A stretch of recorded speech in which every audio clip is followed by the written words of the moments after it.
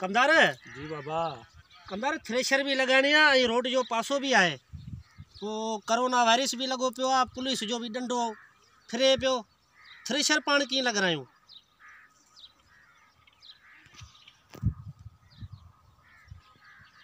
अच्छा या ॻाल्हि आहे यार, हिकिड़ो कोरोना वायरस लॻो पियो आहे, ॿी इहा ॻाल्हि आहे पंहिंजी जॻह सिंध जी आवाम असां मञे बि कोन थी। पोइ चए थो गवर्नमेंट अॻे ऐलान करे छॾियो आहे, वरी पुलिस अची वञे, वरी को मसइलो थी वञे। मुंहिंजी सलाह इहा आहे, हलो जेको वॾो कमदार आहे न, वॾे कमदार खां मशवरो करियूं था, पोइ ॾिसूं उहो छा थो चए। अब थ्रेशर तो लगानी है, कोरोना वायरस भी हले पियो, वो बेहतर इहा पाण पहिरीं वॾे खां मशवरो वठूं। हुन खां मशवरो वठूं, पोइ ख़बर हलो हलो हलो।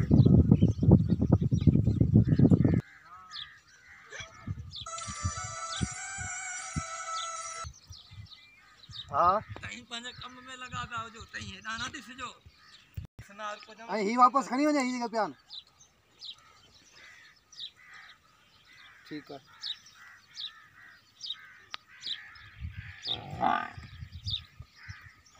ठाहींदा बि इहे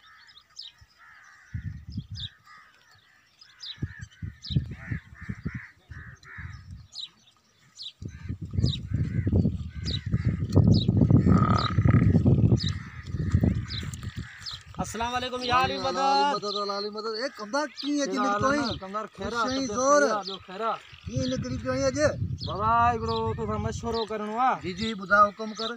असांजी थ्रेशर आहे रोड जे पासे में। हाँ ॿियो इहो कोरोना वायरस वारो मर्ज़ लॻो पियो आहे। हाँ पोइ हाणे असांजो तव्हां सां सलाह करियूं, जेको मशवरो तव्हीं ॾियो, पोइ ओड़े हिसाब सां कम खे हलायूं। बाबा रुगो तोखे मशवरो न, पर पूरा जेके बि आबाद गारणो सभिनि खे मशवरो आहे मुंहिंजो, त पंहिंजो अगरि 6 माण्हुनि जी शिफ्ट आहे त उनखे 3 माण्हुनि जी शिफ्ट करियो, ऐं दायरे जे अंदरि उन्हनि खे तक़रीबन 3 फुट खां 2.5 फुट ताईं रखो। ठीकु आहे। इंशा ताला कुझु बि कोन थींदो, ऐं पंहिंजो कमकार त बंदि कोन्हे करिणो। ऐं अनाज खां सवा बि पंहिंजो गाॾो कीअं हलंदो? मज़दूर ग़रीब माण्हू आहिनि, किथां खाईंदा? सही ॻाल्हि आहे। कमु कमदार पोइ ईअं ई करियूं, वॾे जो माना जेको चवणु आहे सही आहे। कोरोना वायरस लॻो पियो आहे, 3 फुट जो फ़ासिलो लाज़मी आहे, छो गवर्नमेंट ऐलान कयो आहे। पाण खे लाज़मी आहे गवर्नमेंट सां तावन करियूं। सही ॻाल्हि आहे। ठीकु आहे न? ईअं ई करिणो पवंदो। हा पोइ ईअं ई करियूं, थ्रेशर पोइ लॻाराए था वठूं ईअं ई। ठीकु आहे, वञो महिरबानी। ठीकु आहे, पोइ मोकिलाणी कोन्हे। हली हली बसि।